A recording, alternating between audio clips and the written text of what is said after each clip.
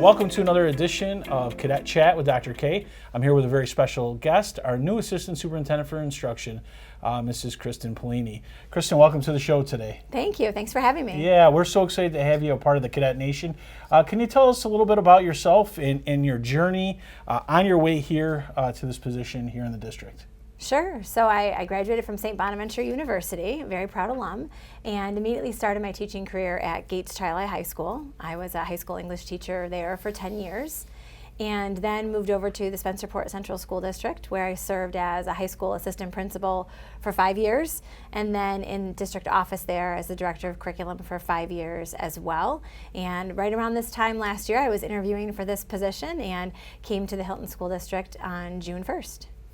Great. Well, tell us a little bit about yourself personally, if you're willing to do so. Sure. So I am a Hilton resident and have been for quite some time. I have 4 children in the district. I have twin sons, Andrew and Barrett, who are sophomores at the high school, and I have twin daughters who are 5th graders at Northwood Elementary, Reese and Reagan. My husband and 4 children and I live in North Greece, just around the corner from Northwood Elementary, and we enjoyed the Hilton School District so much as residents that when the position came open to apply here and to expand my career, I jumped on the chance to do so. Great. I think one of the things I appreciate about you being an administrator here and also a resident is when you're making decisions, you're not just making them for the Hilton community, you're making them for your children as well. So I think that carries great weight, as do I with my children attending the district. So tell us a little bit for our viewers that might not know the role of Assistant Superintendent for Instruction. What does your day-to-day look like, and what are some of the big picture goals that you have for the district? So no 2 days are ever the same. They're typically busy from start to finish. A lot of times I'm in meetings or visiting classrooms. This year I've had the opportunity to get in and do some observations, which is great because that's an opportunity for me to really see lessons start to finish and see the instruction in the district. I work very closely with the 5 principals to look at where our current state of curriculum instruction and assessment might be and where we may like to go. We look at data in order to inform some of our decisions. We have conversations with teachers and are always looking at that forward approach to how can we take what's already great and make it even better, whether that's the environment for our students, whether that's the resources that they have available. So a lot of times I'm in meetings this year to really look at what's our current state and where are we. I try to be really mindful of getting the views of many different stakeholders, so meeting with teachers as well as administrators, being in classrooms and talking to students when I'm there and not interrupting things. So kind of gathering all of that information to figure out where it's best for us to go next. You know, we're constantly looking at evaluating our programs, our offerings at the high school, the levels of support that we offer to students, the enrichment that we give. So it really, I can be in classrooms some days and in and out of meetings other days, and I'm in most of the buildings throughout the course of the week, so no 2 days are ever really the same. Great, thank you for sharing that. So as you enter the district, I know that you and I have worked closely together with you carrying out your entry plan and being on a listening tour and talking to all different groups within the learning community about their thoughts on how things are currently going for the district around instruction. We've also are working through that process of developing a new strategic plan. So I know looking at some of that initial data, there have been certain feedback points around instruction. So as you enter the district and you're having those conversations, what are you seeing and what are you hearing? So one of the biggest things that I noticed, I felt it as a parent, it attracted me to the district, and now I'm seeing it tenfold when I'm visiting classrooms, is that teachers, staff, and administrators are really first and foremost here for the students. There's a lot of support and a lot of opportunity to wrap around students' different needs. So that's been something really impressive. We do a great deal of work over the summer with curriculum writing, so that was kind of the entry into the district. I saw a lot of the work as it was being done on the ground floor, if you will, before implementation, and there's a real thoughtfulness with how we implement state standards, criteria of the IB programs where appropriate, and relevant content for students. And there's a real care given by teachers to create content and curriculum that helps to address student skills as well as teach them the knowledge they need in the future. And there's consistently a look at that vertical alignment about what comes next, and so what prerequisite skills do we have to teach. So I think there's a lot of really great just student first centered approach to instruction and to curriculum here in the district, and there's a lot of different opportunities between the different planners that students have at the elementary levels, as well as the different course selection that we have at the high school for students to pursue areas of interest and passion. I've also noticed a lot of peak moments that our teachers create for students, whether that be through a certain project that they do or through an experience that they provide. There's a lot of those moments that kids can remember about their high school or middle school or elementary school experience as they move forward. Great. So this can be a daunting job. It's a rather large district, 4,500 students, over 1,000 staff members. You have some supervision roles, and you are moving the work forward.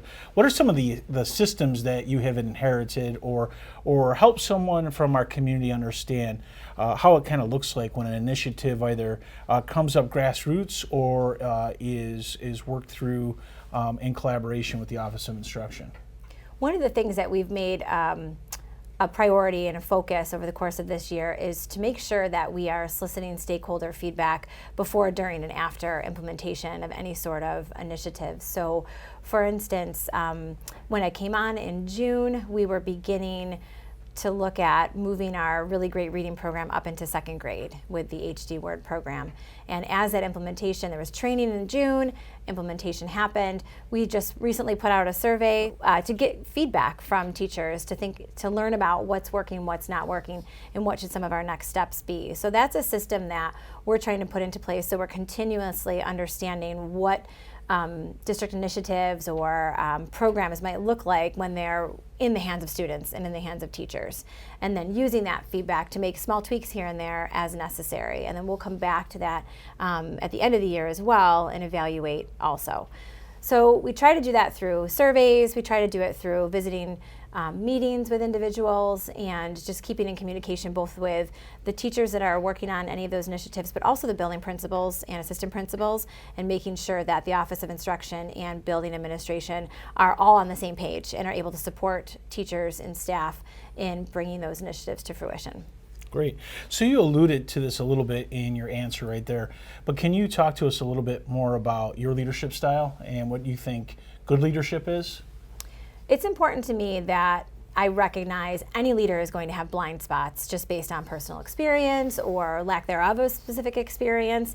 And although I've worked in pre-K to 12 education for a long time, I haven't taught in every single one of those classrooms. And so I recognize that there's a lot of expertise among the organization as a whole. And so part of my leadership style is to put myself in situations where I can hear from experts and then take all of that information in and work collaboratively to make decisions that move forward. And my hope in that sense is that we don't step into those blind spots that can lead us down a path of, oh, now we need to start all over again, or we missed the mark on this because I didn't consider something that I didn't know was going to happen. So I really try to be as collaborative as possible in any of that decision making. I don't have a problem making a decision, but I also recognize that decisions made in silos are typically not your most successful ones. Mm-hmm. So my style of leadership might be a little bit slower in the sense that I like to gather as much information as possible, and then I like to make a plan, and then I like to put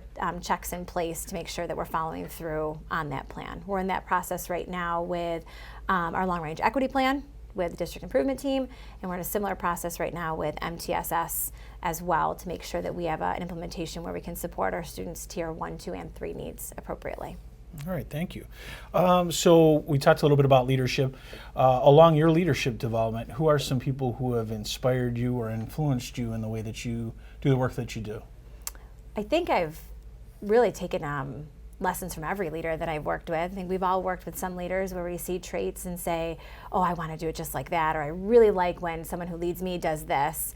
And at the same time, we've probably all had leaders where we say, well, I think I'm going to do that differently, when I'm in that seat. So I could give you a pretty long list of individuals from whom I've learned a great deal. Many of them were colleagues of mine in Spencerport. So the assistant superintendent for instruction there, Ty Zinkowicz, was definitely a huge influence, as well as some of my colleagues there, Corey Allen, Mike Sorbera, and learned really from everybody that's around me. My biggest teacher probably in leadership has been my mom.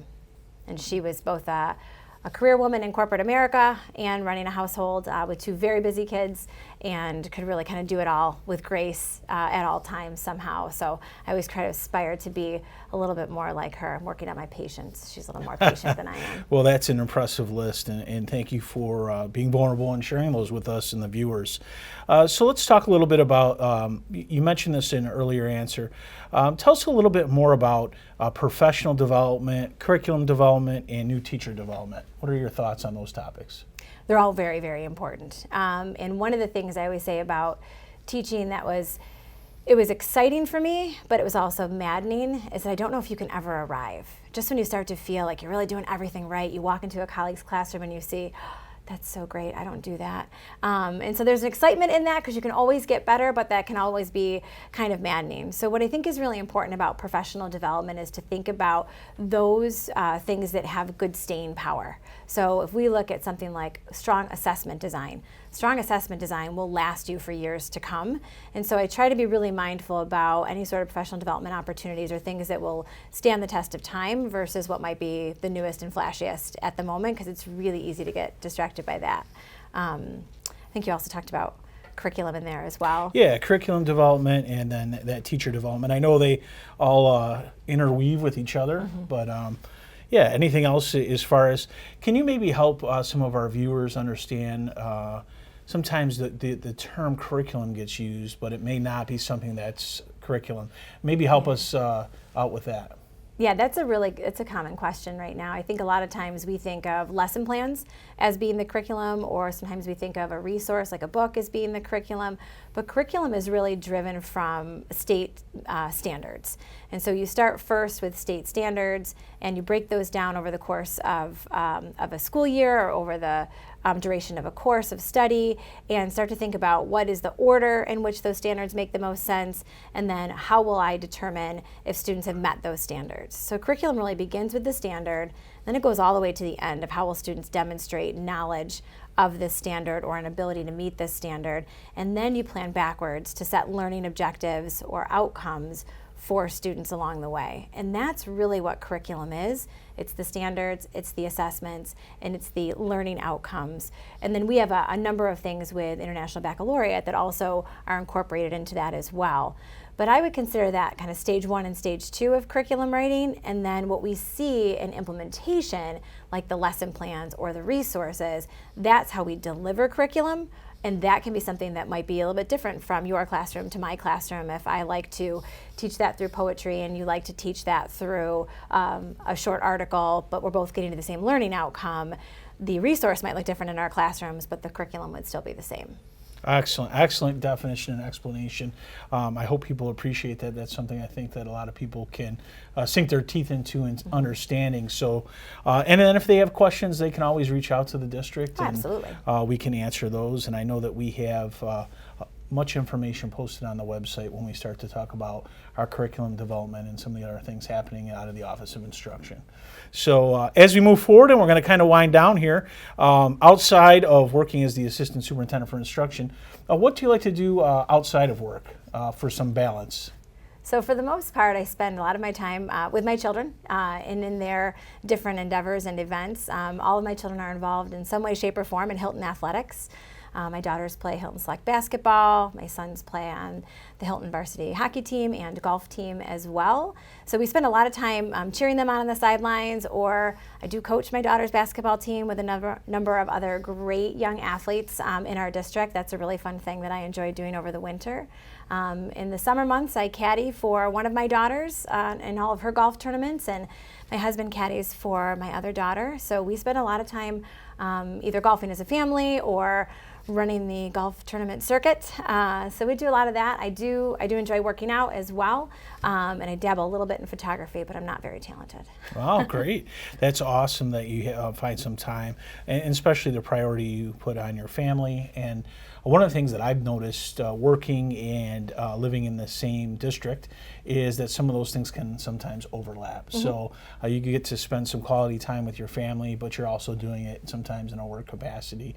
Like we ran into each other at the basketball game the other night, and you were select coach, administrator, parent, the whole 9 yards. And the same thing recently at the Northwood Theater Club presentation. So that's great to see you living and working in the same area. So just as we close out this episode of the Cadet Chat, I just wanted to ask you, is there anything that I didn't ask you to share that you'd like to share about the Office of Instruction with our audience? I don't think so. I think we covered an awful lot. I appreciate you having me here and giving me a chance to talk a little bit about curriculum instruction and assessment. Absolutely. And we continue to be so excited to have you as a new member of the team, and we love your new ideas that you bring, and we're really excited to see how you can support and collaborate and continue to move the district forward. So thank you for being on the show. Once again, I want to thank Mrs. Kristen Paolini, our Assistant Superintendent for Instruction, for joining us today. Thank you very much, and have a great day.